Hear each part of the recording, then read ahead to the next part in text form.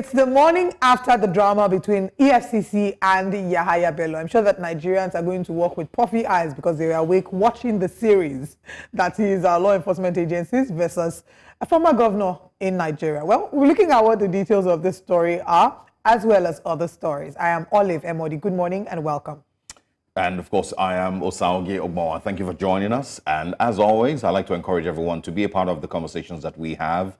Tweet at us, myself or Olive individually, or at New Central TV. Let us know your thoughts on any of the conversations that we might have, or we have all through the program this morning. Yes, Yahaya Bello did show up yesterday, but of course, you know, the EFCC still says, I mean, in one of the newspapers says that he is no longer in their custody, but he's still a wanted man, you know, which I'm not sure what exactly he's no that longer. means. He's not in their custody. They didn't admit in the first place that he was even within the premises. It was a very convenient non-admission, quote unquote. It was that he's not in their premises and he's still a wanted man. So was he in your premises? You know, what were the reports earlier? Why did you not arrest him? What was the drama? Was he granted bail? I mean, there's so many areas that there's so much unclarity surrounding the story. It's a lot, you know, but you know, this is many months after the EFCC chairman, of course, you know, made promises that, you know, he will ensure that Yahaya Bello is arrested and, you know, prosecuted, you know, and he said that Nigerians should count on him to do that, or he would resign. That he will resign. Yes. If he doesn't get to the end of the matter. Yes, you know, that he would resign. And so I watched the video again last night to just remind myself of this wonderful promise. So this is where we are, you know, and of course in this very long TV series of EFCC versus Yahaya Bello. And we're looking forward to seeing where this leads. As I would always say, if the Nigerian government and its agencies, its financial crime agencies, the EFCC, the ICPC, whichever one of them, has a clean-cut case that they are very confident in, a lot of all this drama would be very unnecessary, because all you need to do is be very certain of the case that you have, and then you petition this person, or you arrest this person. He goes to court. It doesn't take years. Unfortunately, our criminal justice system always still has those loopholes where a case can go on for 5-10 years, you know, and it's just ongoing, and it almost doesn't feel like the accused is accused of anything. And so what we're looking forward to is a situation where the FCC has its case well built, well prepared. They know that they are very certain of what they are doing. They take this person to court, and of course, you know, we see the court case or the court proceedings. If the person is found guilty, you know, is sent to jail. But this one that we do, where you know you realize, I mean, I get that the EFCC would always brag and say, we've prosecuted 300 people, 400 people, 1,000 people have been found guilty this year of financial crimes. You know, until it gets to the main political bigwigs in Nigeria, that Nigerians really would like to see that some of these persons, if found guilty, sent to jail. It's hard to imagine that, you know, almost none of these cases, you know, it's just one or two, but almost none of these cases, the EFCC is able to prosecute all the way to the end, right, and eventually get a proper a jail term for these people. I do think that this case of the White Lion, as he's fondly called, Yahaya Bello, and the EFCC is a bit of a repetition of what Nigerians have seen a number of times, right? You know, there have been allegations of how law enforcement agencies still act in movies like a series. This particular one feels like something you would see in a film, right? The concerns that are being raised here are the way in which the way and manner in which this was handled, especially because, like you mentioned, he's a big wig, he's a big name. The fact that Usman Ododo prevented Yahaya Bello from being arrested twice. And that's not even a conversation that has come to the fore, especially one, because there's immunity protecting the governors. When his time in office is done, will he be made to answer for the crimes he committed whilst in office? Because it's a crime to actually prevent law enforcement agents from doing their job. So when he's done with office, he maybe would have somebody replacing him that will kneel down. If you remember, he knelt down, you know, to greet Yahaya Bello and thank him for his support. So maybe when Usman Ododo is leaving office, he will also have somebody else who will kneel down, you know, and maybe roll on the floor to thank him. And so that person now will shield the from. And then when he needs to appear at the FCC office, they walk hand in hand. That person exactly walk hand in hand. Because yesterday was such an inspiring photo. Maybe all three of them will walk hand in hand this time. You know, so it's going to be a long chain. You know, and this is, you know, over 12 years. All walk hand in hand and protect each other from the FCC. But there's that. I also want to quickly just chip in, the Edo State election comes up on Saturday. We are going to be, of course, covering the elections all day, right from as early as 6, 7 a.m. We'll be here to cover the elections. And so we're looking forward to, all the little details, and I've also spoken about my own concerns concerning the elections, and the fact that I do not see that INEC has been able to improve in any way, shape, or form from the 2023 elections. And we saw the complaints that people had generally in the 2023 election. So is that the same thing that we're about to see again? Are we going to see an election that is concluded on election day? Or are we going to see an election that is concluded in court? Yeah. Are we going to see an election that is deemed to be free, fair, and credible? Or are we going to see an election that would have skirmishes and then somebody would eventually come and say, oh, it was just this minor place here and there? I don't think that it's possible for us. I don't think we're yet at the place where we can have an election that is free of any hitch whatsoever. But what we are asking is the barest minimum, that everybody can say that, okay, INEC tried, and what they did, we can clearly say that when we have a winner, it's a clear-cut winner, that everybody, of course, there'll be one or two, a few disgruntled people. I don't think that there's any election result where people won't say, oh, we were cheated and the likes, but that majority would see that, quote-unquote, justice has been done. Yeah. But I don't know if Edo State is in that place. I don't know if INEC is in that position yet. Also, I worry again about voter apathy as a result of the outcome of previous elections, and particularly in most recent time, the 2023 elections.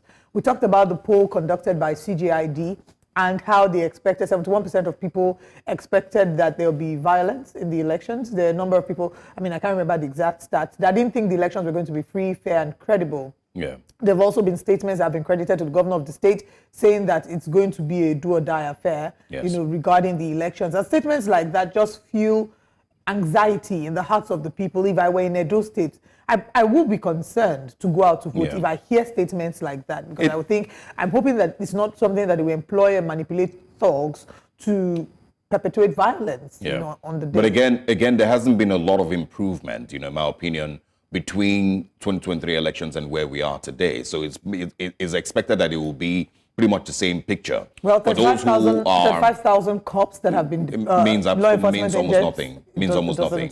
There were cops during the 2023 elections, meant absolutely nothing. For those, of course, who have also heated up the polity in the build-up to the election, including the state governments who have refused to sign peace accords, or have also said it's a do or die affair, it is a reminder, to people of Edo State that, these people are extremely desperate to win the election. They will do all they possibly can to win the election. And it's not because, unfortunately, and maybe it's a picture of politics across the world. It's not because they are passionate about service. It's not. It's about personal, not at all. Personal selfish interest, personal ambition. And I hope that citizens can remember this when they go to the polls, that a number of these leaders, not all of them actually are genuine about their intentions. I'm hoping that the day will come when we can strip politics of all the fanfare and all the goodies that are attached to it, to see those who are truly there to serve. Absolutely. We'll be talking more about these stories, bringing you updates about the Edo elections as we proceed. But remember that you can tweet at us individually. If there are subject matters that we've spoken about you'd like to highlight further, we'd love to take your tweets. Tweet at us individually and tweet at News Central TV so we can read out your tweet. We'll go on a very quick break now. When we come back, we'll bring you breakfast headlines. Let's share with you what our top stories are. And then after that, we'll bring you breakfast headlines. Abuja residents decry chaotic subsidized distribution. And away from Abuja, we also have the EFCC makes fresh attempt to arrest Yahaya Bello. And this was the update we had from Michael O'Hare, his media aide last night. Edo 2024 battle for the governor's seat intensifies. These are the three leading candidates in Edo State. Nigeria's economic hardship out of control, Abdul Salami says. I will review the newspaper front pages with our analysts and with you. We would head to breakfast headlines, and after that we'll head straight into our top story.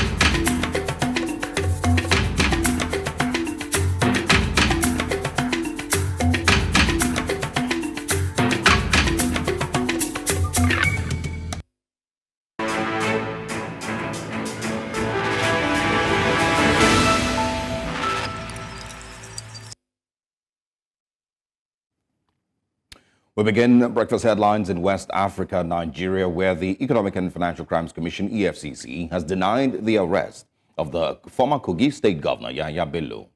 However, Bello's media team, in a statement on Wednesday, September 18th, stated that he had surrendered to the anti-graft agency after about 5 months of snubbing court in Abuja, where he was repeatedly scheduled to be arraigned for 80 billion naira money laundering charges pending against him. And the federal government, under the leadership of President Bola Tinubu, says it has introduced many interventions within the time it has been in office to mitigate the suffering of the citizens of Nigeria.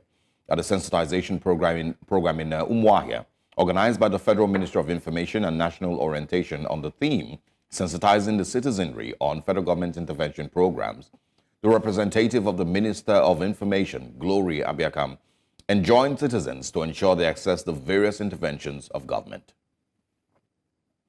Also in the news, and of course updates on the Edo State elections, the Nigerian Air Force has commenced the airlift of election materials for the Independent National Electoral Commission to Benin, Edo State, ahead of the governorship election scheduled for September 21st. In a statement released on Wednesday, the Deputy Director of Public Relations and Information for the Nigerian Air Force, Kabiru Ali, explained that the operation is part of broader efforts to ensure the timely and secure delivery of sensitive materials required for the smooth conduct of the election. Now, away from that, aviation workers in Nigeria have suspended their planned protest, initially set for September 18, 2024, over the federal government's policy of deducting 50% from the internally generated revenue of key aviation agencies.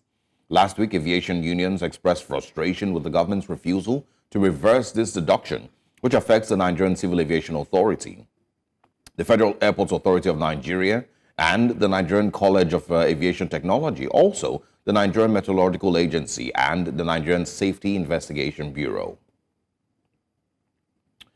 The practical cooperation between Chinese and African leaders appears to be highly fruitful, as China-Africa trade volume has increased from $10.5 billion in the year 2000 to $282.1 billion in 2023, nearly a 26-fold increase.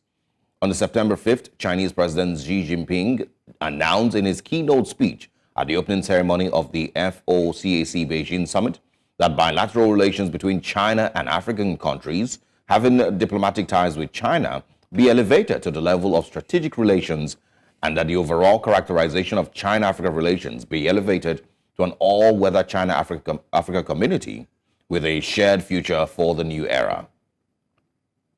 And that's all at this hour on Breakfast Headlines. Let's go back now to Breakfast Central and, of course, continue with our top stories. I am Osaogie Ogbonwa.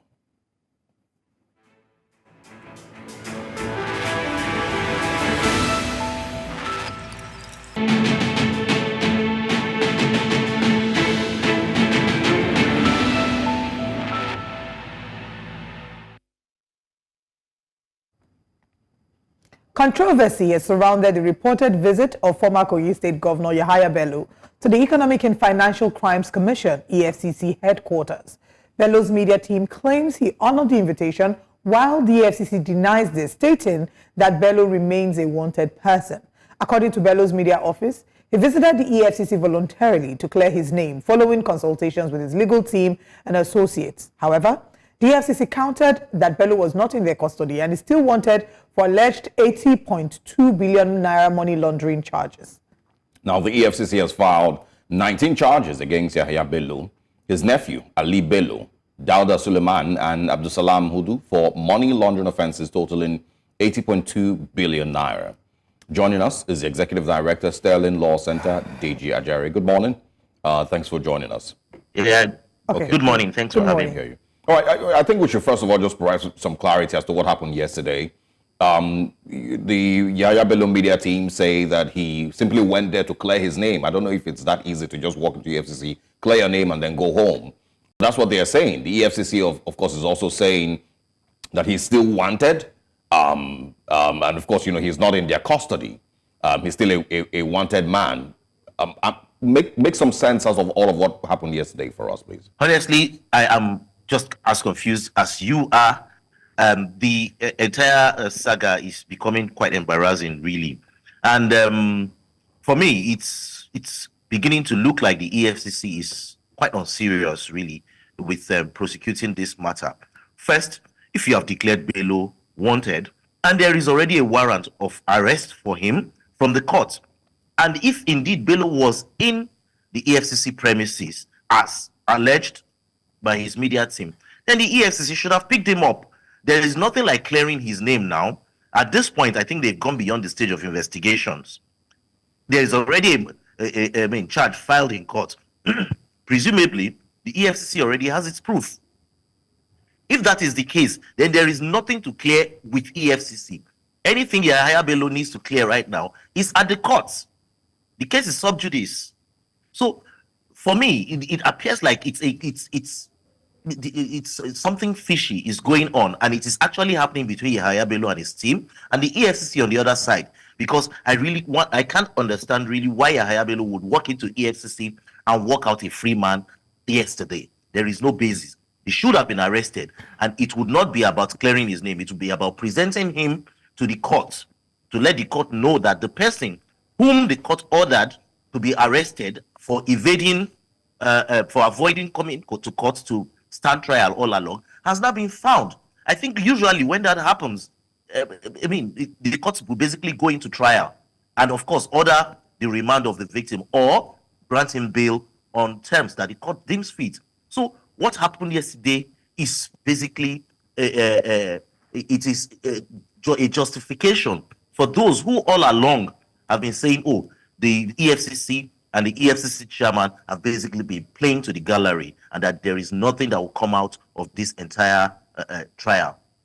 All right, and let's also talk about another fresh allegation, a fresh report that was released by his media team. Now, the reports were that there was an attack by persons alleged to be EFCC operatives, an attempt to arrest him forcefully, that there was sporadic shooting at his lodge in Abuja. So, I mean, we can't really make sense of what happened earlier, because if a wanted person walks into the facility and walks out, the question is what happened in there. But I think the follow-up to, if we do confirm that it was indeed the EFCC that laid siege around his apartment and forcefully tried to arrest him, help us make sense of that as well. Is that a legal way to enforce arrest, going in the thick of the night and having operatives surrounding the apartment, shooting and forcefully trying to arrest someone who had initially submitted himself for questioning? Really, when you have a man wanted, there is no time, there is no location that person cannot be arrested. There is, there is nothing that stops the EFCC, that prohibits or prevents the EFCC from going to his house to arrest him. The idea behind sporadic shooting, I do not know, except they were attacked, or except there were attempts to prevent them from gaining access to the premises. There should be no basis for the sporadic shooting. But then, what is confusing would be, if it is true that EFCC Yahaya Bello entered the premises of the EFCC earlier in the day, why was he not detained at that time? Why would they let him go and then get back to the lodge before they now go to attempt to arrest him? And while I have my suspicions really that this whole thing is just a media spin by Yahaya Bello's team, but I mean one cannot really conclude. But given the antecedents of Yahaya Bello, this is not going to be strange really to think that, look, this whole thing is being spinned by his team to make it look like, oh, he's not running from the law. But in any event, in any case, this matter is already in court. A date has been set for hearing. The honorable thing for Yahaya Bello to do, if you ask me, is not to go to EFCC at this point. It is already past that stage. It should go to court on the next adjourned date. He should present himself before the court. He has been investigated. The EFCC is convinced that they have enough evidence to prove his guilt, and they have approached the court for that. So he should take his attempt to clear his name to the court and not to the EFCC anymore. Yeah. We're probably just going to assume that, he was wearing his I am a chosen apparel yesterday, so he walked in and walked out without. without any. Oh, perhaps. Perhaps. But I mean, just for clarity, you know, he was declared and wanted. maybe and apparently it looked like it worked for him anyway. So It definitely that's a did. positive side. Yes, so who are you? I am a chosen. But for clarity, right, he was declared wanted on the 18th of April. A court actually, of course, you know, approved an arrest warrant for Yahaya Bello. Since then, you know, he seems to be missing, and nobody was able to locate or find exactly where he is. So I want us to, you know, also, you know, share details about the case itself. He's been accused of 80 billion naira fraud. Tell us, you know, what the EFCC needs to do and how much of a stain this is on the EFCC chairman. Well, you see, the EFCC chairman first, he swore that unless and until Yahaya Bello is unless Yahaya Bello is prosecuted and jailed, he was going to resign from his office. But what he smartly did was that he did not set a timeline for the trial to take place and for him to resign. So as it is right now, we can still continue to count on his words. But like I said, the EFCC has conducted. Remember that Yahaya Bello was governor for 8 years. Some of the things he is alleged, some of the offenses he's alleged to have committed were presumably said to have been committed in the early days of his reign as governor. Now, within all that period, Yahaya Bello had immunity and could not be arrested. However, investigations have been going on. There have been invitations to other people who are concerned in this whole matter, including his nephew. So, my belief is that EFCC has conducted, a far-reaching investigation into the allegations, and they have found enough evidence that are incriminating against Yahaya Bello, and it is the basis upon which they would approach the court and file charges there. Now, Yahaya Bello was alleged to have laundered about 80 billion naira of Kogi state funds. Unfortunately, the supply side of this is from the state, and unfortunately, that state is currently being governed by money installed. So clearly, we're not going to hear any details from the state. Installed or supported. We can only continue to rely on what the EFCC gives us for now. Expectedly, Yahaya Bello and his team, they will continue to deny the allegations. Nobody has ever been accused of stealing public funds in Nigeria, and they acknowledged doing so. So what we expect is a proper trial. It is not drama. It is not all of this media hype and spinning that we're currently seeing. The EFCC should get serious. The EFCC should arrest Yahaya Bello if it can. Yahaya Bello should get serious. Should understand that Nigerians are not interested in drama. He acted drama all through his 8 years as governor, and it yielded nothing. It is time for him, if he indeed claims to be a law-abiding citizen, to approach the court and clear his name. That is where he should clear his name right now. And so there is no, for me, the entire drama that is being played out in the media is needless. It is not worth anything at all, and it is not going to save Yahaya Bello's head, because the courts will not listen to media statements and all of that are going on. Ultimately, the court will be interested in the proof of evidence supplied by the EFCC, and that's we're hoping that the EFCC can actually give us more clarity. We will definitely reach out to the EFCC. They've been on the show before. We'll reach out to them to come and give us clarity as to what exactly is going on with Yahaya Bello's case. But let's talk about the role that the current governor of Kogi State, Usman Ododo, plays in all of this. We saw him walking his predecessor to the EFCC headquarters, showing solidarity. And we've seen the role that he's played in helping him resist arrest in the early part of the year, sometime in April. Right now, we know that nothing can be done about it because there is immunity as provided for governors in the Constitution of the Federal Republic of Nigeria. But should this be something that should be picked up when his time in office is done? Should he be made to face the law for that, for ensuring or enabling an accused person resist arrest?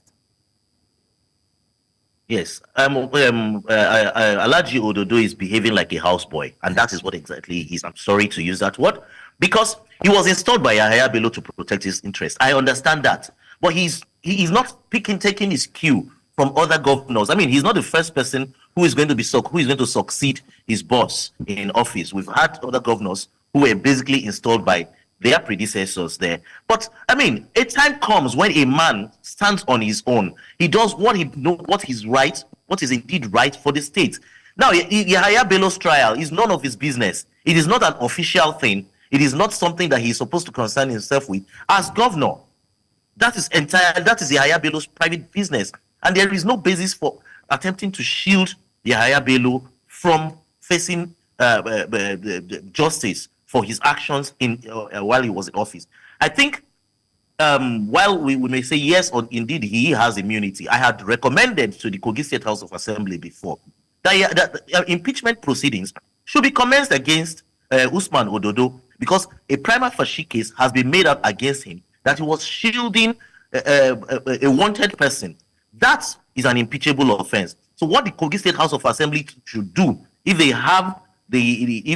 themselves are truly independent, is commence impeachment proceedings. This will actually lead to proper investigation of circumstances surrounding the efforts of the state governor to help the former governor escape from EFCC arrest. And when we said that, he did try to help him escape in the past, of course, his appointees came all out and were accusing and were asking for evidence of all of that.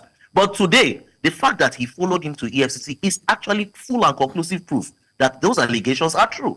Because if they were not true, why would the state governor abandon his primary functions, the primary responsibilities for which he was elected? Why would he abandon that and be going to EFCC to show solidarity for someone who is alleged to have committed offenses? I don't think that is proper. It's one thing. So for me, it is just basically an indication of the anyhowness in our system.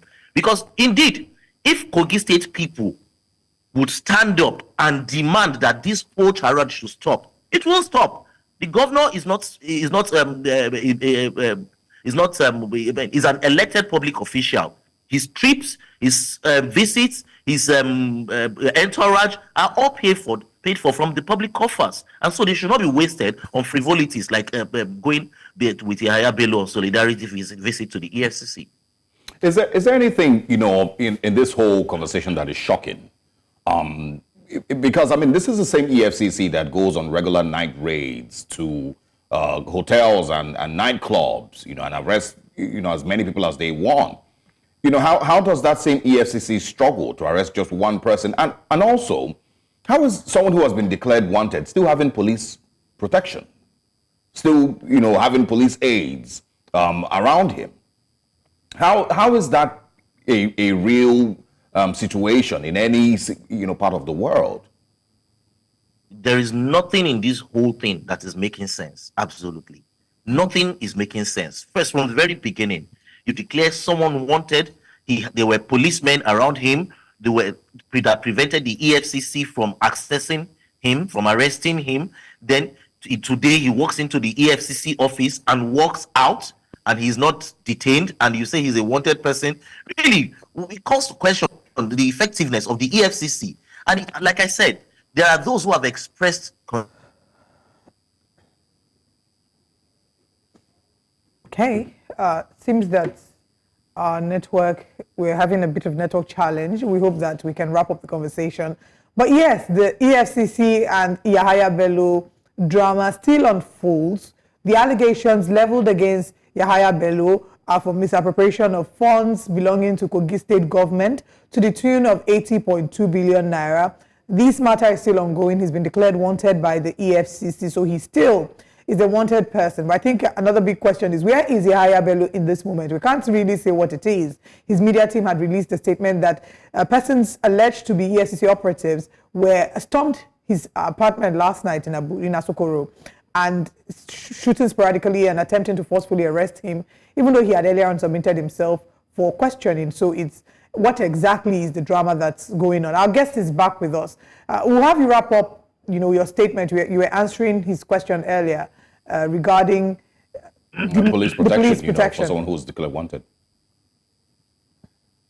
Yes. So really, it doesn't make any sense that if we in a country where we have interagency cooperation between law enforcement agencies, if it is so, how could the EFCC declare someone wanted, and then you have the police protecting him, and then you have the DSS watching him? And again, it also goes to the complicity of the current governor Ododo today, because quite naturally, of course, he is expected to have police protection. And it is this same police protection that is being extended to the former governor Yahaya Bello.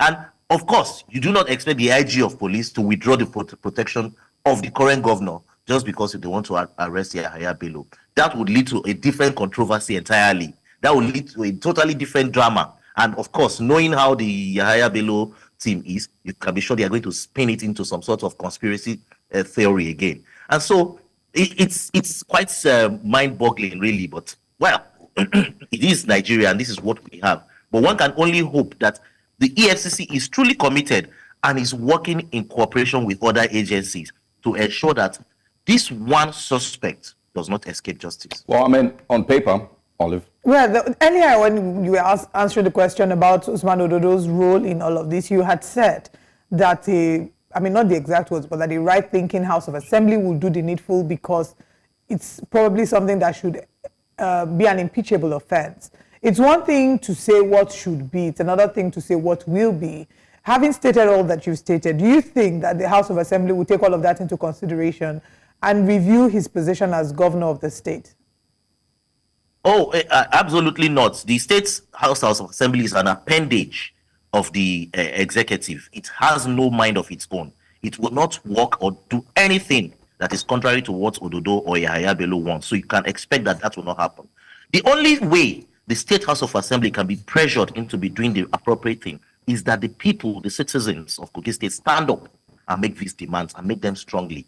Unfortunately, one is not certain whether indeed those people are motivated enough. These are people that have been lobotomized over the years through poverty, through that state instilled poverty, through violence, state instigated violence, through threats and intimidation, and so it's doubtful really if that can come without some sort of engineering. What we're seeing here, is a very visible, glaring belittling of Nigeria's institutions by persons with political power.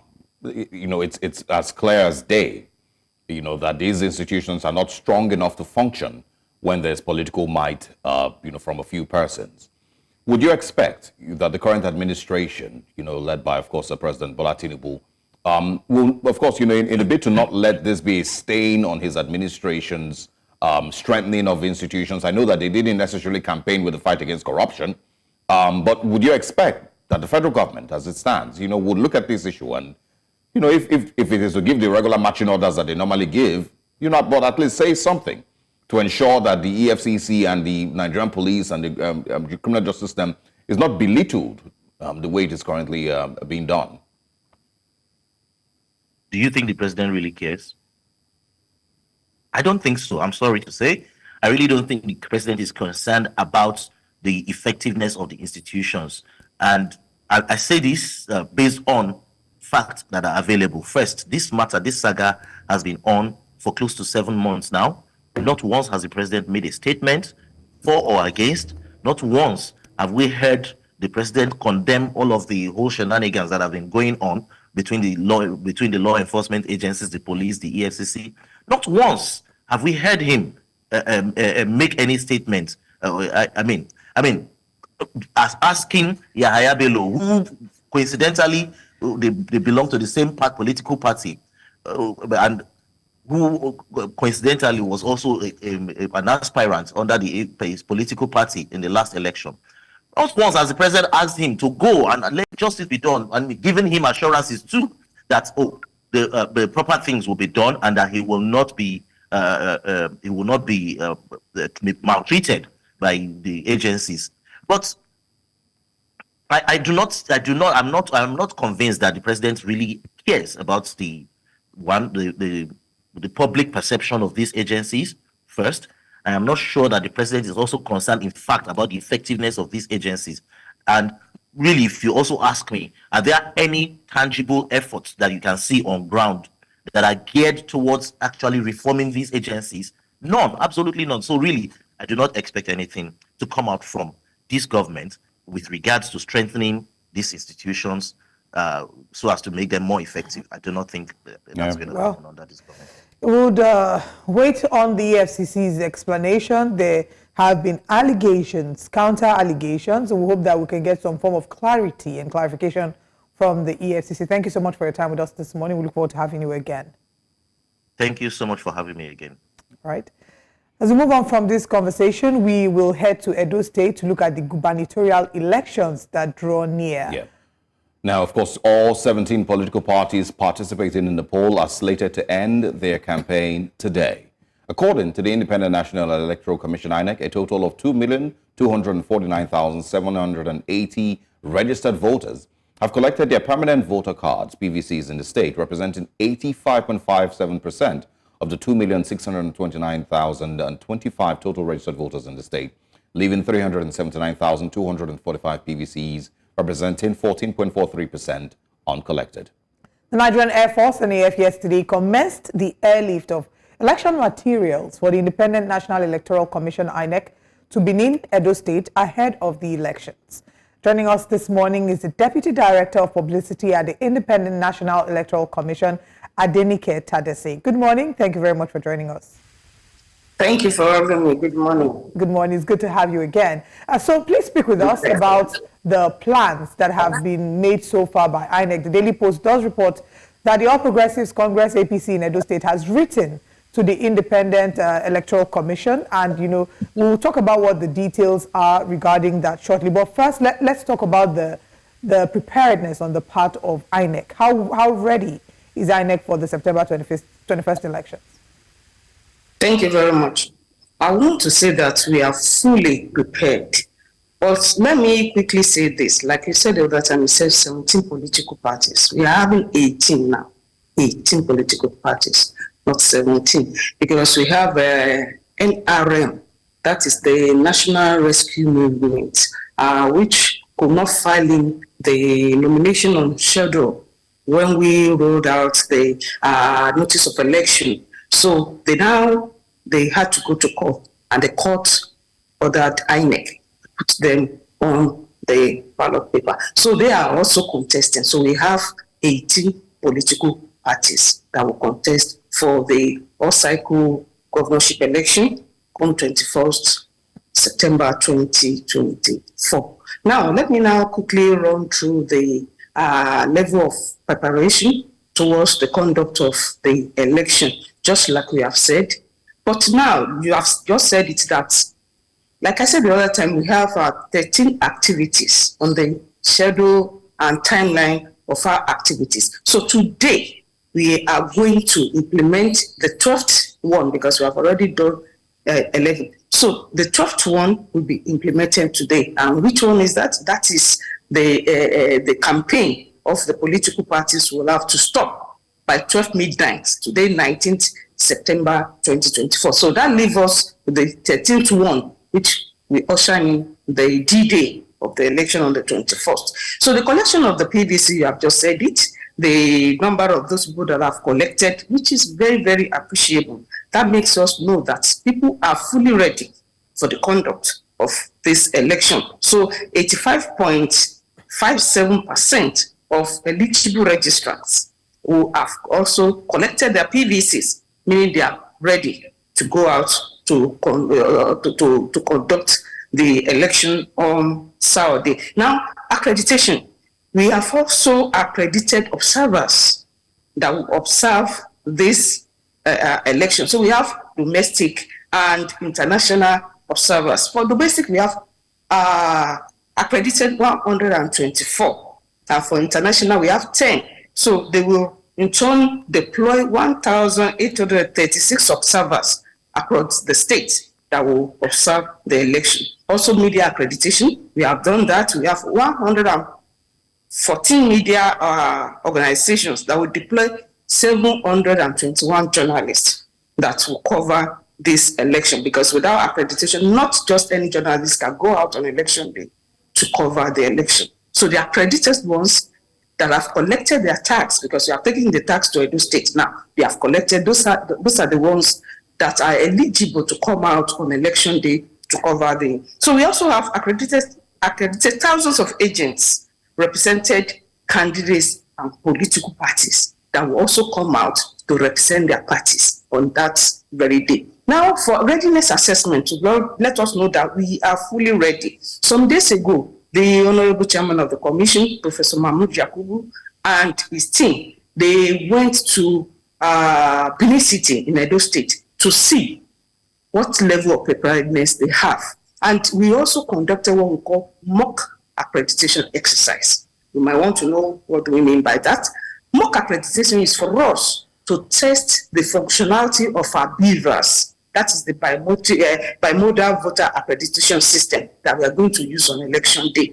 Because without that, we will not be able to authenticate. We use bimodal accreditation system to authenticate and to verify that this card is from INEC and you are the rightful owner. And how do we do that? It's through facial or your fingerprints. So we have gone to do that with the upload, to test the upload of our result sheet on the INEC result viewing portal. So this we have done, and the exercise turned out to be very, very successful. And let me quickly put this on record, that the beavers that we used for that mock accreditation, we are not going to use it on election day. So there's no reason for people to believe that the machines have been preloaded. We are not going to use that. We have already configured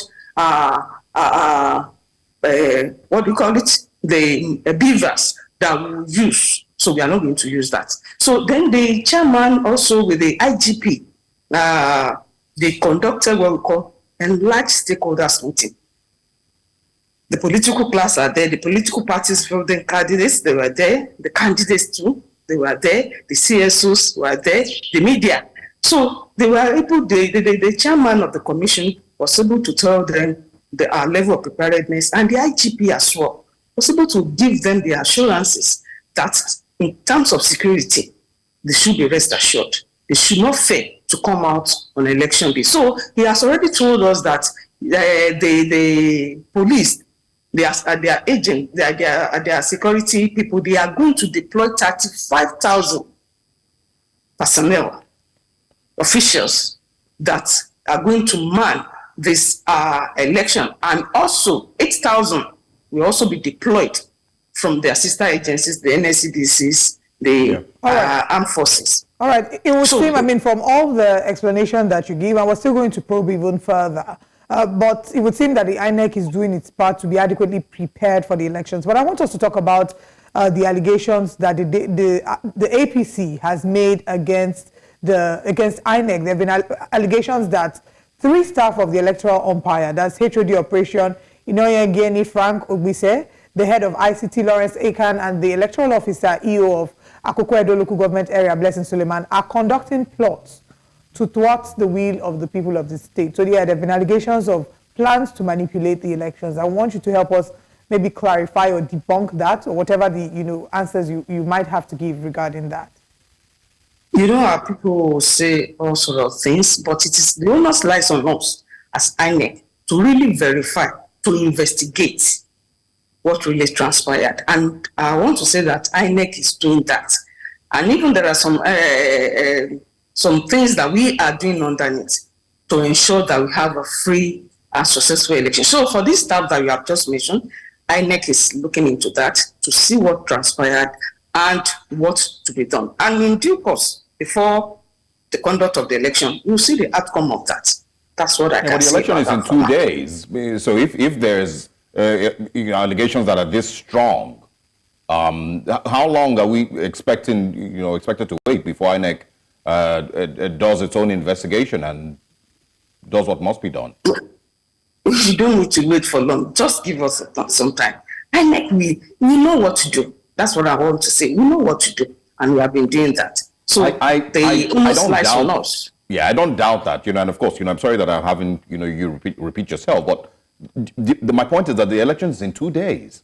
So if there is an allegation from the APC that there's people who have been positioned in the residence of the PDP governor's house, and they, of course, have their own plans on thwarting the will of the people, why does it need a couple of days or, just an unspecified number of days for INEC to investigate that? That's what I'm saying. The commission has the prerogative to talk about that. And that's what I'm saying. We need to investigate and verify. You never can tell before the day runs out, but we need to do our diligent investigation before we can just jump into conclusion. That's what I can say about that for now. Oh, wow. Okay.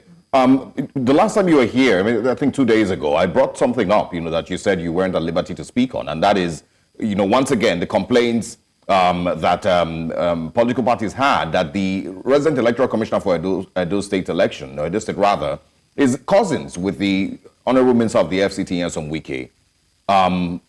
Is there anything that you can also chip in concerning that concern that these people have?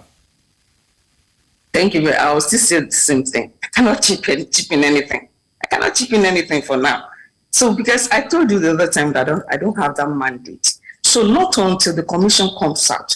I told you we are doing our own diligent search investigation concerning this. So before, today is Thursday, you never can tell. So I don't have that mandate to come out to say this is what the commission will do. But I know that the commission is working assiduously to ensure that we have a free, fair, credible, nothing but will tarnish the image of the commission. Do you understand the concerns and why we are asking these questions and why answers need to be had? Because if we're looking at, for example, the survey conducted by Center for Journalism, Innovation and Development, it revealed that 64% of Nigerians or citizens in Edo State doubt the fairness of the upcoming elections. So we're asking these questions because we're hoping that INEC can give us some clarity that would help reduce the fears and help comfort the people and affirm that indeed INEC is ready to conduct free, fair and credible elections. So if there's allegation of bias, of intention to thwart the will of the people, if there's allegation of overriding interest or conflict of interest, in the case of the returning electoral officer being related to the Minister of the FCT, I think that these are matters that INEC definitely needs to speak on so that it can calm the fears or allay the fears of the citizens of Edo State. Do you see why the citizens will be concerned if these allegations have come to light? Well, I just want to tell our people that they should focus on this election. See, all these things that we have rolled out concerning our own preparations and what we have put in place to ensure that we have a free, fair, and credible election. I still want to say that INEC will not leave any stone unturned to ensure that we achieve our aim to make Nigerians proud when it comes to this issue. We have put a lot into this. So they should not exercise any fear. They should not have any doubt. Let me tell us that we are poised to ensure that we have a free, and their votes will surely count. All I can say is that once you've collected your PVC, just ensure, because if our people are not ready to vote on election day, like you said the other time, they are having agitations and things, I don't think they will have even come out to collect a large chunk of these PVCs. So meaning they are ready. So let them come out. Let them come out. We are also fully ready, like I said, and we are not going to leave any stone unturned. What we need to do, we know what to do, and we will surely do it. So let them have that assurances that INEC will do the needful. Well, all right. Just for clarity's sake, INEC did also already respond, to the complaints about the REC's relationship with the FCT minister, and of course INEC, according to the news report, said that he would not be changed. I'm not sure if you're aware of that. INEC has already responded. They've already said that the REC will not be changed in the build-up to the Edo State elections. But of course, I was expecting that at least you'll be able to express that, you understand the I don't concerns want to and, corroborate but- that. I really don't want to corroborate that. You understand? Oh, Anything all right. can happen along the line. That's why I'm being very cautious in talking about that. All right, that's fine. We will, of course, join you again, hopefully after the elections to, do a follow-up on these conversations and see where we are. But we wish you the best, and of course, wish the people of Edo State the very best also on Saturday. Thanks for joining us this morning. A pleasure, please. Thank you so very much. All right. Now, just before we, of course, move to the second half of Breakfast Central, residents of Nigeria's capital, Abuja, have expressed anger and frustration over a lack of coordination in the distribution of the federal government's subsidized rice sales to citizens. Some of them say that despite queuing for about 3 consecutive days, citizens who have besieged the sales points being coordinated by the Federal Ministry of Agriculture and Poverty Alleviation have been unable to buy rice. Now, rice, which is a staple product consumed by many citizens in the country, is being sold by the federal government for about 40,000 naira a bag, compared to the current price in the market, which is sold for about 85,000 naira. News Central's Joshua Imarai brings this report. Anger and frustration on the faces of many residents. Despite arriving early at this rice point, many of them are turning on each other to vent out their frustration following a lack of coordination seen on ground. Many of them have converged here to benefit from the federal government subsidized rice scheme. However, despite some of them visiting the sales point in the last 3 days and the long hours of waiting, it is evidently clear that their hopes will once again be dashed. Since on Saturday, I was coming here, the same story, coming here to the same story. Now, the last time they're attending to staff. Instead of them, the staff are supposed to get their own separate. Without, you see how people are waiting for just 1 bag of rice. Government should have assigned this to MDAs. It will make it faster, easy, stress-free. The number of people here, they are just less, and they are unable to manage the crowd. Imagine by tomorrow next, by the time people believe, because the number you are seeing here, people have not yet believed that this is real. By the time they realize that it's true, there will be stampede. Some of them are accusing government representatives of intentionally frustrating the process and having due disregard for citizens. The agency handling this, they may be trying, but they are not doing it well. The process is hectic, and you see them bringing their people 1, 2, having side talks. I want to call it side hustle. I don't want to say they are hoarding or they are diverting. Well, I saw one bag of rice at the corner. I saw another one driving into the same premises. So I don't know where they are getting their rice from. But so far, with about maybe 500 or 600 people that are gathered here, I've not seen anybody with rice. They told us the server has shut down yesterday. Today, the process is slow. What is happening? Despite repeated attempts, all efforts to contact the distribution director has been unsuccessful. The office in charge of the distribution has cited its unavailability to speak with journalists. In Abuja for News Central, I am Joshua Imarai. And now let's bring you a recap of the conversations in case you're just tuning in, to let you know what you may have missed and what exactly lies in store for you within the next hour. This morning on Breakfast Central, we have discussed the EFCC making fresh attempt to rearrest Yahaya Bello, or to arrest Yahaya Bello, because there wasn't an arrest in the first place. Edo 2024, battle for the governor's seat intensifies, with the 3 leading candidates and INEC joining us on the show this morning to confirm their readiness. Abuja residents decry chaotic subsidized distribution. Joshua Imari has just brought us that report. Now let's share with you what's still to come this morning on Breakfast Central. Coming up next, Nigeria's economic hardship out of control, says Abdusalami Abubakar. We'll also bring you the newspaper front pages, the major stories making headlines across Nigeria this Thursday morning, and also what Nigerians are saying. Welcome back. Now let's take you through the newspapers and share with you the major stories making headlines across Nigeria this morning. We're going to kick off with the Nigerian Tribune. This morning says that drama as EFCC, Yahaya Bello engage in game of wits. Ex-governor honored commission summons, left without being interrogated, says Media Aid, which is shameful and embarrassing. If what they're saying is true, and it just makes absolutely no sense. Same thing our guest, had said earlier, that it just doesn't make any sense, that the person who had been declared wanted since April walks into your office, You let and him leaves walk without out. being interrogated, according to what his media aide is saying. So is it that the person in charge of interrogation was not on seat? Is it that the people who when he walked into the office, they didn't recognize him? It was a courtesy visit. Did he come bearing gifts? It was a courtesy visit. I'm trying to wrap my head around whose statement is more annoying. If it is the media aide for Yahaya Bello, or is the EFCC saying that he's not in their custody, he's still wanted, but he was at your office yesterday. So are you not aware that he was at your office? Is that what they're saying? They didn't know that he came around? So again, it goes back to what we said when we started the show, that it was a very, very convenient, he's not there. Basically not admitting that he came, even though there were picture and video evidence everywhere. There were pictures, but also not, so it's not saying that he was here, but we're not holding him. It's like what people would call a white lie. You're not overtly lying, but you're also not telling the truth.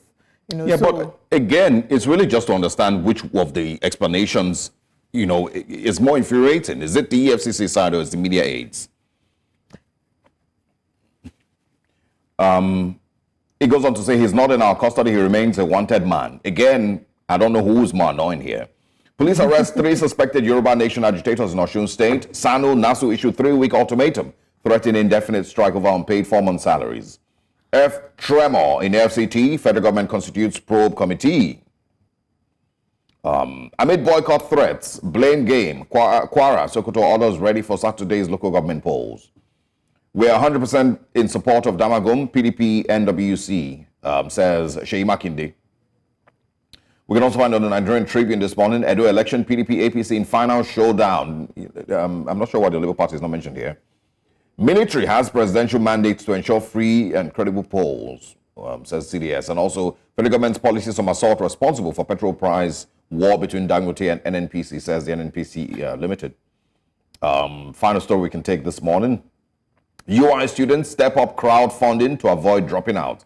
That's one of the most embarrassing things that I've seen this week, this year, and maybe even forever, concerning university students crowdfunding online to pay their school fees. My goodness. All right, those are the stories on the Nigerian Tribune. Okay, let's go to the Daily Times newspapers. On the front page of the Daily Times, the big story says, PDP to Tinubu, you have responsibility to ensure Edo governorship poll is free, fair, credible. Vows to resist attempt by APC to rig poll. We also have here, counsels IGP not to allow APC pitch police against Nigerians. CDS in Edo promises secure environment for Saturday's poll. NIN, key to access federal government social services, says NIMC. Then what will happen to those who have still been struggling with their NIN registration? Yahaya Bello, not in EFCC custody, says anti-graft agency spokesperson. FIRS to introduce e-invoice to enhance Nigeria's tax system. Federal government urges downstream states to activate flood control measures. And Nigeria to become Africa's aviation hub, according to Keyamo. That's all on the Daily Times. Remember that we'll open the phone lines shortly so you can call to react to any of the stories. Let's now take the Daily Independent. All right. The Daily Independent newspapers this morning, big one on your screen there, says PDP asks supporters to activate mechanism to defend vote. Go to polling units with enough food, water, medication, mats, spare clothes, smartphones, and other essential items. EFCC operatives lay siege to Abuja Kogi government lodge to arrest former Governor Bello. Also, Obi rally support for Akpata tax security agencies and INEC on credible polls. Maiduguri flood over 150,000 children in dire need of aid. We can also find the federal government test runs control system for enhanced national power grid. Nigeria's rating soars after compliance with Cape Town Convention. Considered safe for aircraft leasing. Just two other stories, and then we of course, will go on a very quick break. Court decides Ganduje's fate as APC's national chairman on September 23rd. And final story this morning. ICRC to audit all PPP projects, enforce statutory insurance of assets. We can also just squeeze in the Punch newspapers before we, of course, go on a quick break. The Punch this morning says, Edopo, INEC deploys 5,000 BVAS machines, 18,000 ad hoc workers. APC, Labour Party tackle PDP over Obaseki's 1 billion naira grant to market women. Nigerian Air Force aircraft arrive at Edo with sensitive materials. World Bank to grant Nigeria $1.7 billion loan. Also, private employers paying below 70,000 naira risk jail, says the federal government. Tinubu may merge MDAs, scrap humanitarian ministry. PDP NWC members plot Damagum's removal. And also, Cameroon dams states plan emergency shelters.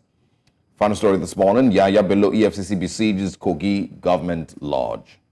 These are the stories on the Punch newspapers. We're going to a very quick break. When we come back, we, of course, will be analyzing these stories and also having you join us via the phone line so you can also share your thoughts on these major stories on Breakfast Central this morning. Stay with us.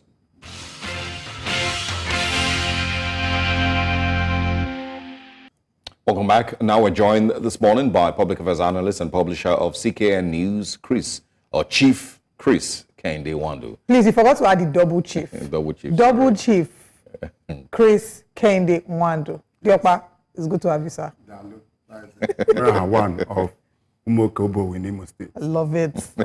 Okay. Proudly repping it. All right. Let's get into the conversations. I think the big one is definitely the drama with the EFCC and Yahaya Bello. The Tribune this morning says, drama as EFCC, Yahaya Bello engaging game of wits. Ex-governor honored commission summons, left without being interrogated, says his media aide. The EFCC on its own says he's not in our custody, he remains a wanted man. So I was saying earlier that I'm not sure whose explanation is more annoying, you know, if it's the EFCC or the governor's aide. Well, I think it's more of the governor's aide. What happened yesterday was more of a drama for me because Yahaya Bello has been declared wanted for some months now. Almost 5 months. Yes. And when he decided to show up at the EFCC headquarters, quote and unquote, he knew that the chairman of EFCC won't be around. Probably the most monitors movement. And he went hand in hand with the governor of Kogi State and just walked up to the gate and want to see chairman and the rest of them. That's not how it is done.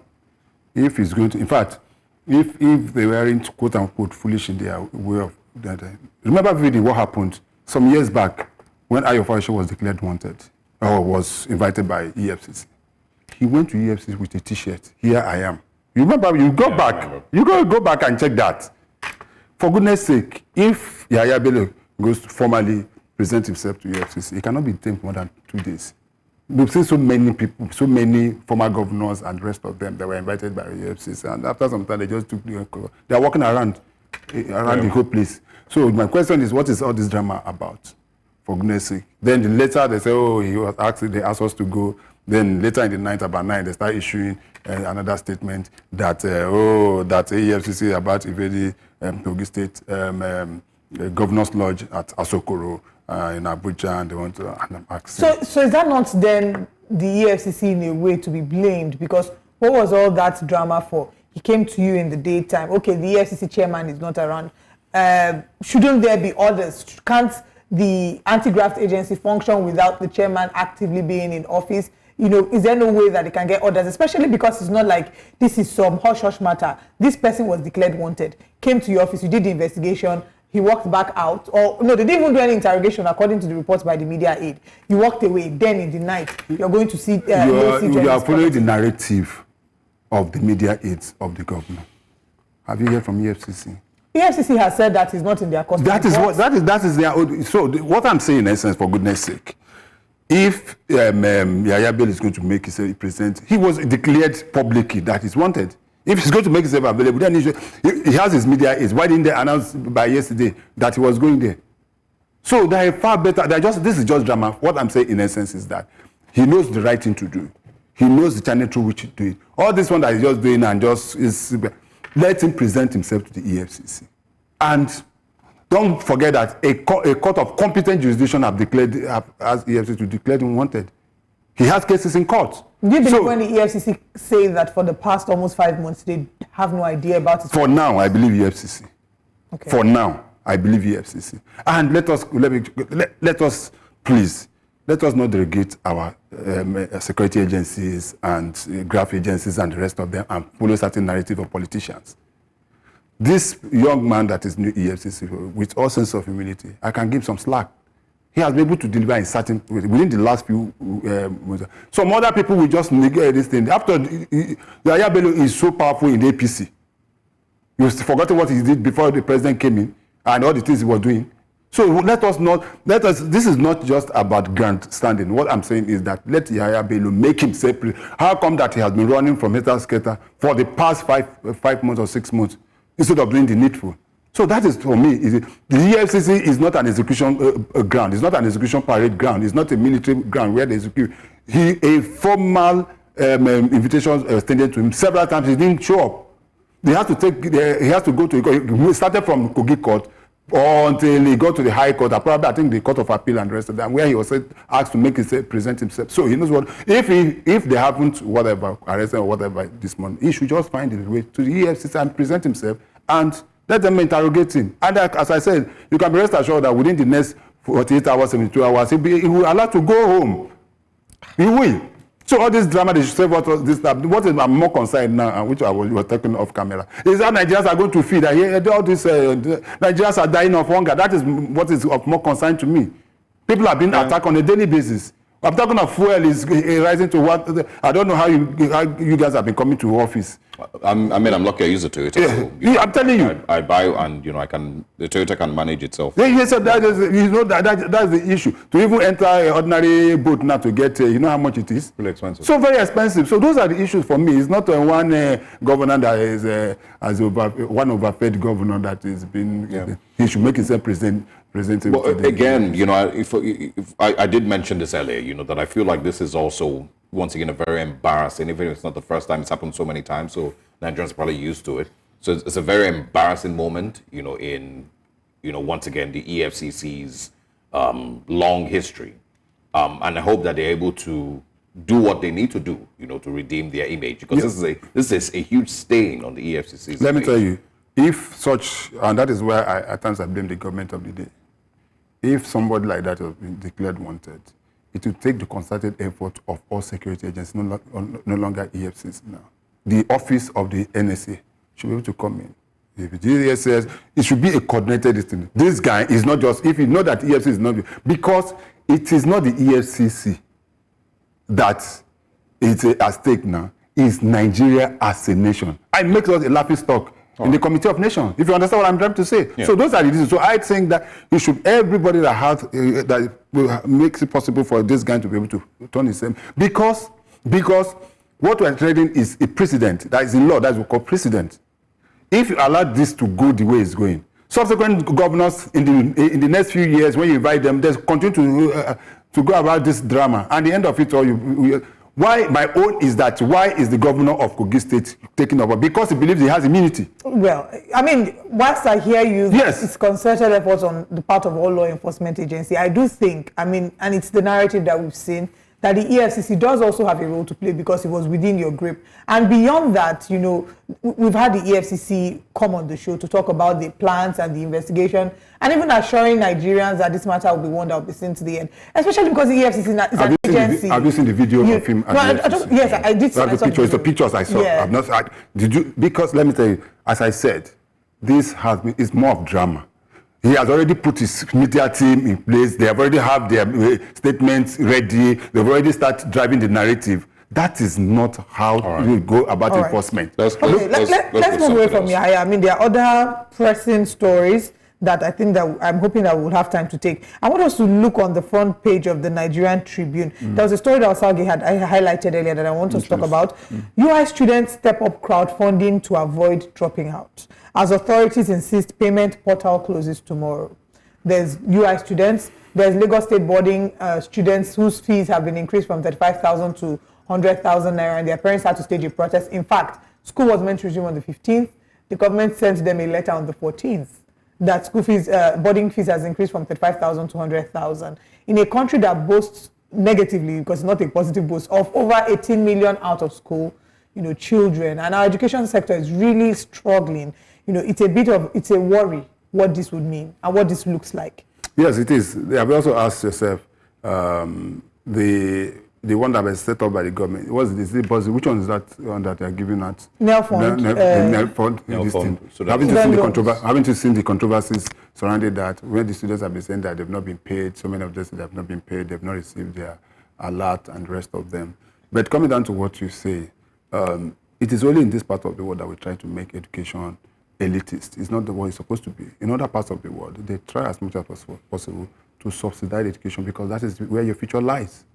Every country in the world, including China, India, US, and the rest of South. Just to give you a classical example, if you're applying to a university in UK or the United States of America, you will see where they put it, indigent, $2,000. Foreigners, $14,000 or $30,000. Yeah. What does that tell you? That goes to show you that they have premium for education and they try as much as possible to subsidize it so that their people can be. But here, you are talking about the public school, 100,000. Have you seen what the private universities are charging? None of the private universities in Nigeria are charging not less than 2 million per session. And because of the fact that most Nigerians are finding it difficult, the public institutions are not even working. Every day, ASU is on strike, this one as the students go into the federal universities or state universities and spend 7 years to read 4-year course. So parents are now devising a means of making sure that their children go to the private university, but those are not. But back to your own, for goodness sake, what stopped the Lagos state government from subsidizing education? 35,000, 100,000. Why? Why? You ask yourself. That means that so many other people, so many children will be out of school because there are so many children, there are so many parents that cannot even afford to pay school fees now. You are talking of the 70,000 naira minimum wage, which is not even being paid after it has been signed off. Tell me, do you know of any ministry, parastate or NDAs, or even private companies that are paying the 70,000 naira since it was passed till now? There's none. We have increased fuel prices to about 300. In fact, in the last 2 weeks, we've increased fuel prices twice. You've forgotten that the day Dangote announced his petroleum, NNPC increased the fuel price. The day they start lifting from Dangote, they increased. Sometimes that in the past, that for a whole 1 year, we don't increase fuel prices. But in the last 2 weeks, we've increased fuel prices by twice. And that itself has a narrative because it has a spiral effect on everything. Economy. And it's not even the actual price. You know, what they've done now is still an estimate. That is not the actual price. That is where I'm going to. The Dangote himself, have you told you how much is it? NNP said that we bought from them 898. Yeah. Dangote said no. How much do you sell? They kept me. Oh, we sold to them. It's like me coming to you, my dear sister. I came to buy a jeans trouser from your shop. And I came out and he asked me, how much did I buy? I said, no, I bought it 2,000. I said, no, it's not 2,000. No. Will you leave at that?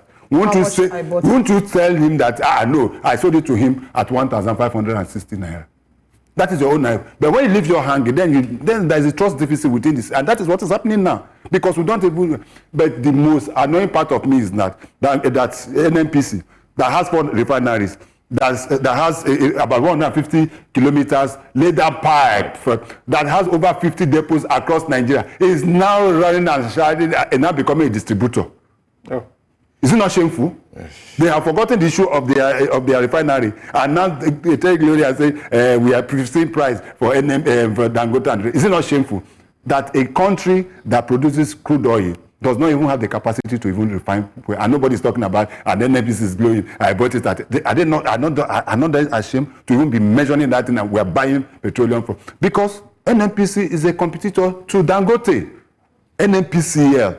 Don't forget the L, because it's gone from NNPC with the L. That L makes it a limited liability company, and it's a private sector-driven company, just like Dangote.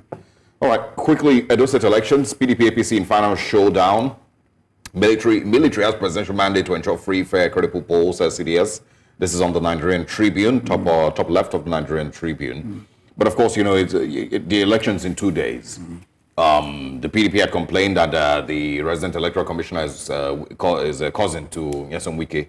The APC complains, you know, that the PDP has people in a hotel room or somewhere, Governor Obasanjo's house or somewhere, that they are also trying to manipulate the elections. Do you think this is going to be different in any way from previous elections? You know, off camera, you know, I asked you, I said, how you go be for your state? And I remember the answer you gave me. The fact is that the election will come on Saturday, whatever the situation is. All I'm just asking is that umpires should just remain what they are. They should be as neutral as they're supposed to be. The security agencies also should see themselves as security agencies of Nigeria and not one particular political party. All the gladiators in this thing should play by the game. And because when you start hitting the polity this way, then there's going to be, you are creating a kind of anxiety within the system, and they're going to be a voters party.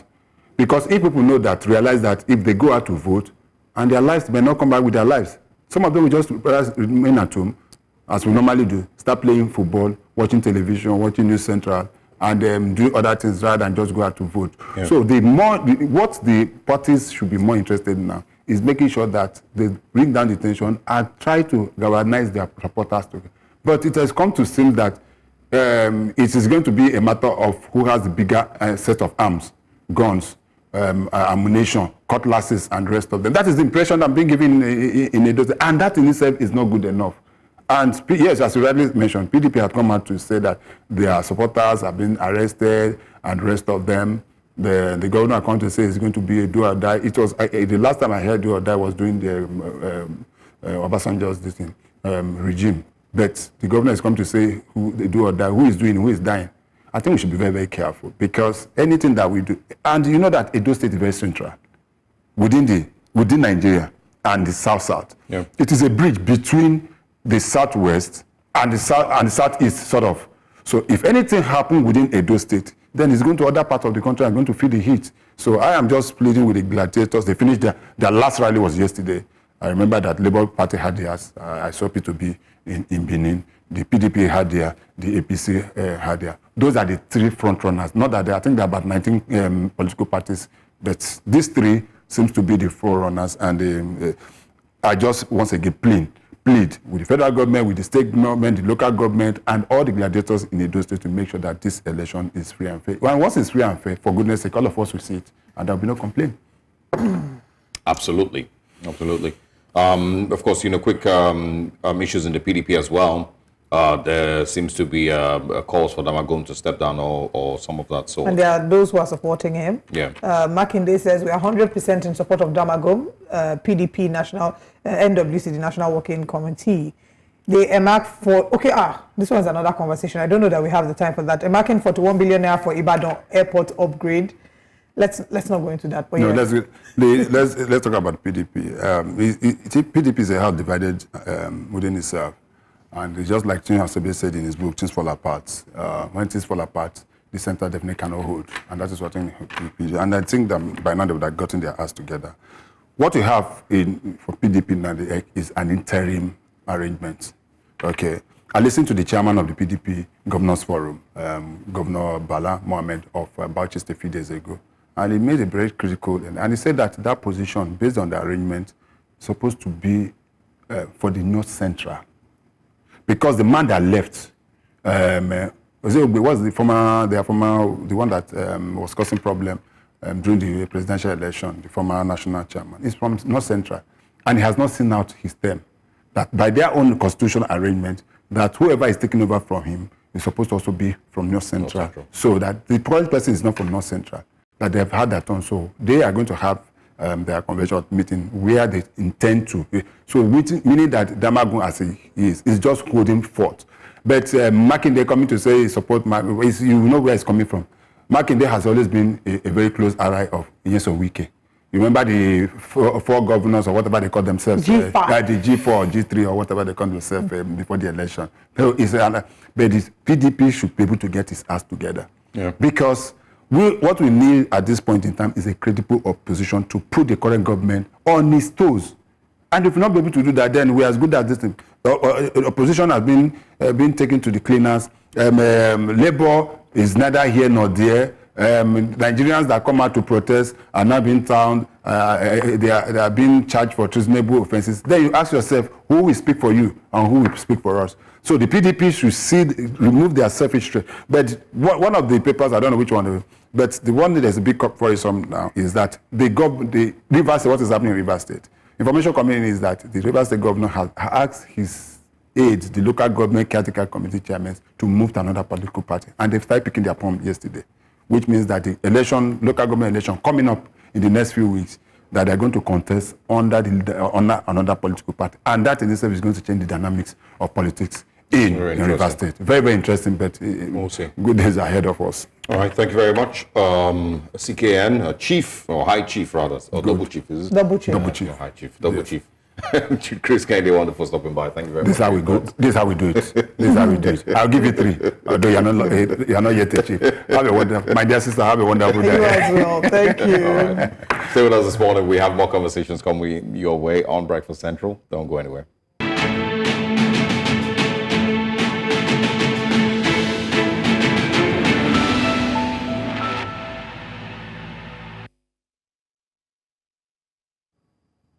General Abdul Salami Abubakar, Nigeria's former military head of state, has expressed grave concerns over the country's worsening economic hardship, describing it as getting out of control. Now, in a meeting with the Campaign for Democracy and Human Rights in Minna, Niger State, he highlighted the struggles of Nigerians to afford basic necessities like food and transportation. To address the crisis, he proposed that the government provide affordable food options by buying and selling essential items at lower prices. Additionally, he urged peaceful protests ahead of the planned End Bad Governance demonstrations on October 1st, cautioning against violence and looting. The Campaign for Democracy and Human Rights sought Abubakar's assistance in pressing the federal government to tackle the economic hardship and hunger plaguing the nation. Now joining us is the Managing Director, Financial Nigeria Magazine and Director, Nigeria Development and Finance Forum, Jide Akintunde. Good morning, and thanks for joining us. Good morning. All right. Thank you for having me on your program. Great to have you. I mean, I'm sure that everybody, most people would agree with Abdul Salami Abubakar, and of course the current economic realities that Nigerians are facing. But what, many people are hoping that they would hear is some level of comfort, and to assure Nigerians that, this is only temporary, like the government has continued to say, and we're on the right path. Things will get better in just a little, while. Do you agree with that? Do you think that where we are, from what you see, this is only just going to be for a couple of months? In a very, very short while, Nigerians will be, living a lot more comfortable and, of course, enjoying, life in Nigeria? Okay, I actually don't think that we see on the horizon things getting better in Nigeria in any foreseeable future. It is good to be hopeful, but you have to anchor hope on substance.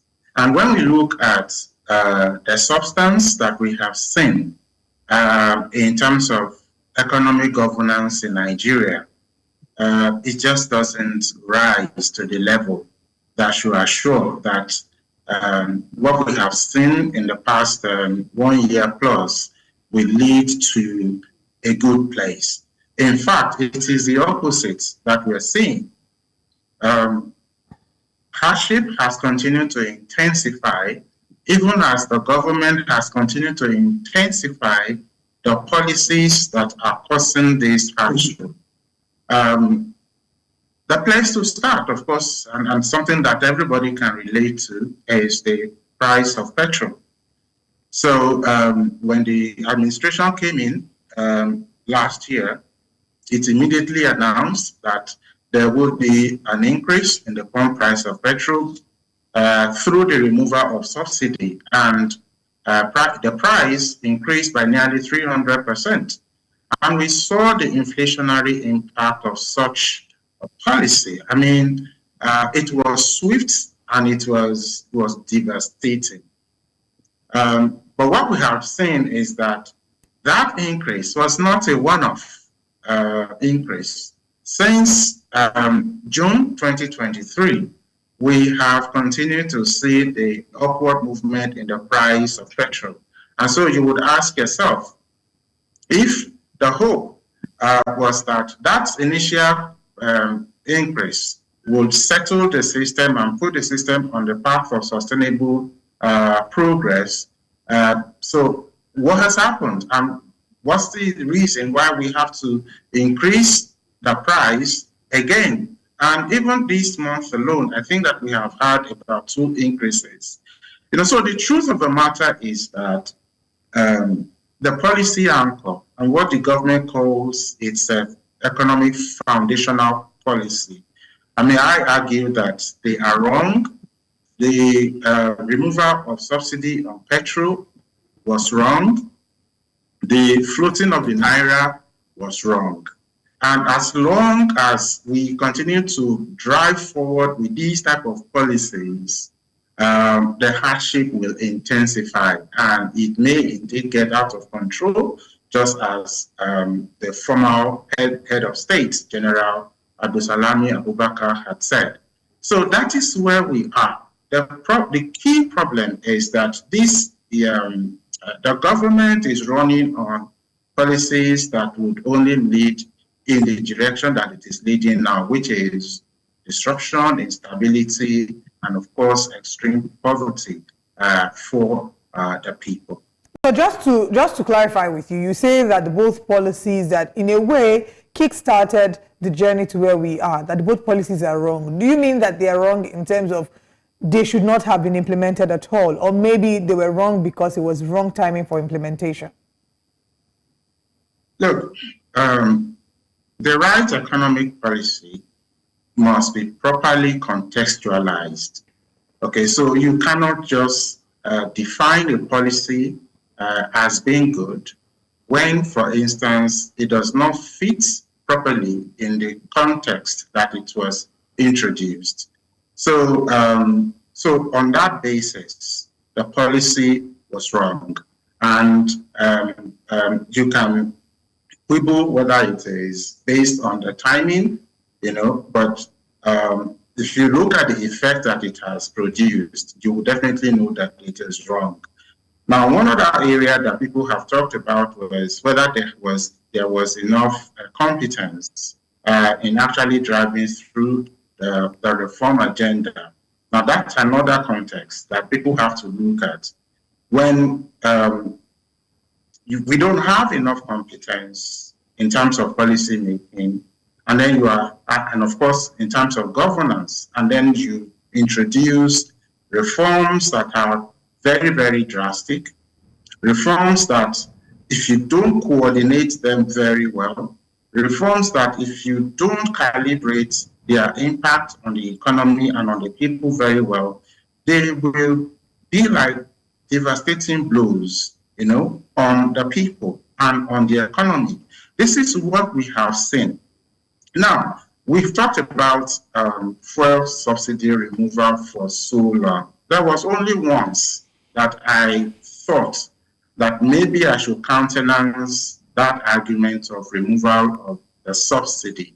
And that was in 2012 when the government came clean by saying that it was not winning the war against the smuggling of the products across the borders of the country, and that indeed the subsidy program that we had in Nigeria was essentially subsidizing the consumption of the products in the neighboring countries of Nigeria.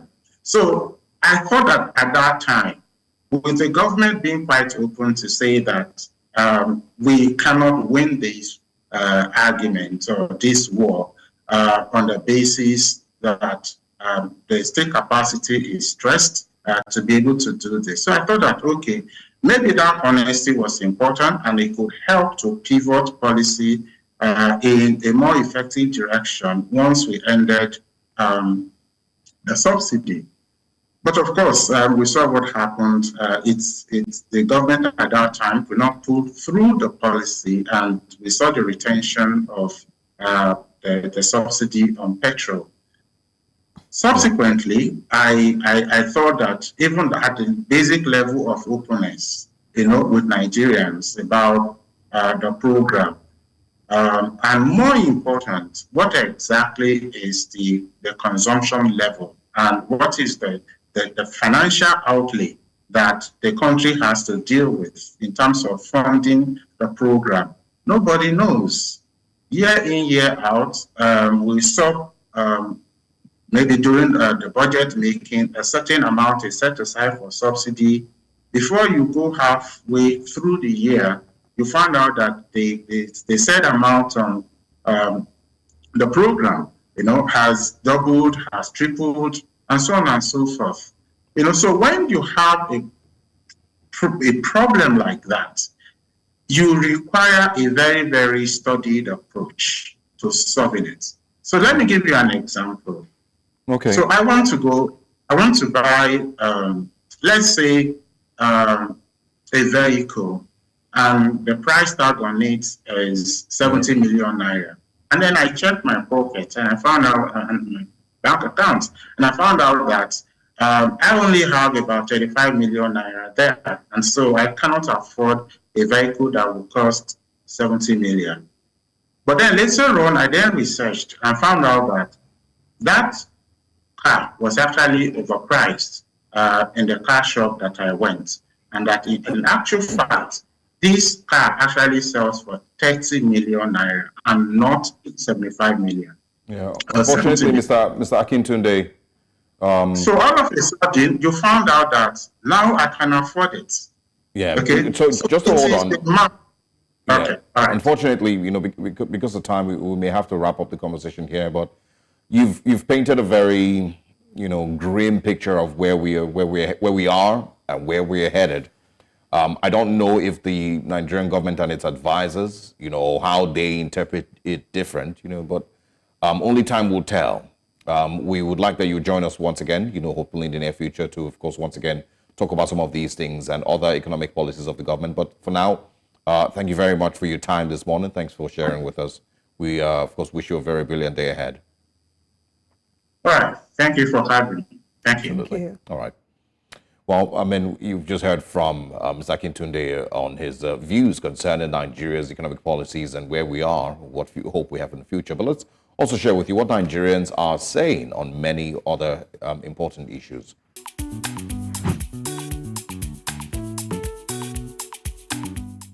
After almost 5 months of playing hide and seek, the former governor of Kogi State, Alhaji Yahaya Bello, presented himself to the Economic and Financial Crimes Commission, EFCC.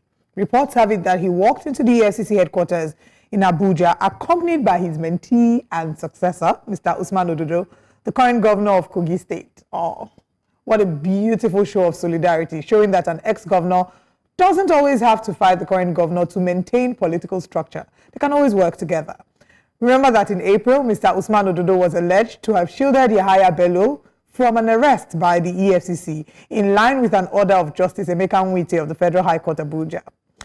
Through a press release, Yahaya Bello's media aide, Mr. Michael Ohiari, stated that Bello's decision to surrender himself to EFCC was after due consultation with his family, legal team, and political allies. He was neither interrogated nor detained, and he stated further that the former governor has great respect for the rule of law. A statement that has garnered strong criticism on social media. Bear in mind that the EFCC has declared Yahaya Bello wanted on charges bordering on money laundering and misappropriation of funds belonging to Kogi State to the tune of 80.2 billion naira. The EFCC released a statement debunking reports of Yahaya Bello being detained within its facility and declared him still a wanted person. The agency, however, neither denied nor confirmed his visit. So, many questions arise out of this whole story. And some of the questions are, what did Yahaya Bello's visits to their facility, what did he go there to do? Was it a courtesy visit or was it a tourist visit? Now, in an interesting twist of events, This Day Nigeria reports that there are fresh indications that persons suspected to be operatives of the EFCC surrounded the Kogi government lodge, Asokoro, and were shooting sporadically, according to the reports received by them from the media aid. And so many questions again come to mind. Why was Yahaya Bello hiding for almost 5 months if he truly respected the rule of law, knowing that he was a wanted person, or he is a wanted person? Why did a person declared wanted by the EFCC visit its office and walk away? If confirmed to have been carried out by the EFCC, what in the action film was that siege and shooting that allegedly happened at night? Now, after all this drama, have they now arrested Yahaya Bello? These questions have been asked by Nigerians. Let's go to X and see what they're saying, taking some of the tweets. And our first tweet is from Light says, is the EFCC a toothless bulldog when it comes to the rich and powerful? Yahaya Bello's saga suggests that if you have enough influence or money, you can evade justice indefinitely. This isn't just about one man. It's about the integrity of our entire legal system. The next tweet says, this is why you shouldn't believe everything you see in the press. I know as a fact, Yahaya Bello drove into EFCC himself because I was walking a client in when he arrived with his entourage. Sting Operation Fire. The next tweet from Larry Olayinka says, meanwhile, EFCC didn't say that Yahaya Bello was not in their headquarters in Abuja today. And they quoted, it says, Yahaya Bello not in EFCC custody is different from Yahaya Bello didn't come to our office. We have a next tweet. Imagine supporting and escorting a looter to the law enforcement agency in China as a form of solidarity. Ahmed Usman Ododo is an accomplice to Yahaya Bello crime.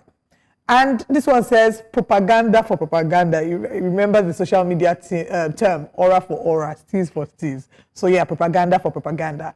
Our Kogi says they have finally finished writing the script of the drama they will play. And the final tweet is from Ray. Says, interestingly, in a surprising turn of events, the same individual will likely run for president within the next decade. Ironically, the current EFCC chairman, who is now pursuing him, will probably be among those singing his praises then. Shame. EFCC, we are awaiting the full revelation of what exactly happened when Yahaya Bello visited the headquarters, or did he even visit the headquarters? Are those pictures doctored? We're hoping to get some clarity from the EFCC, as we've heard from the side of Yahaya Bello. But that's all today on episode 2, season 1 of EFCC versus Yahaya Bello. Watch out for episode 3.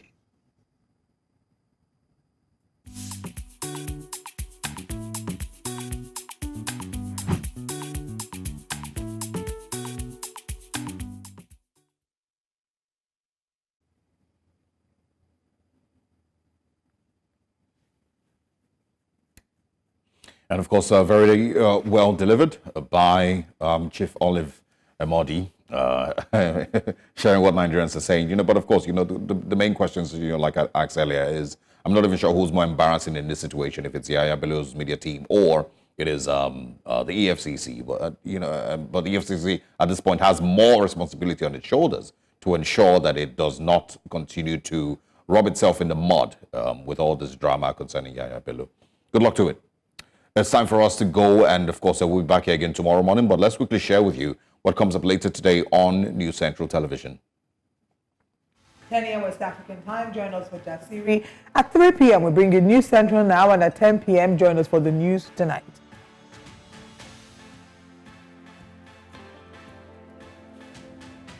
Thank you for joining us today. We'll be back again tomorrow with the final season. I want to say season and episode of Yahaya Bello and EFCC has really gotten into my head. I think it has been given a nod for a new season, right, on Netflix. Yeah, that's very true. I'll be looking forward to that. Hoping they'll be like #1 streaming in Nigeria.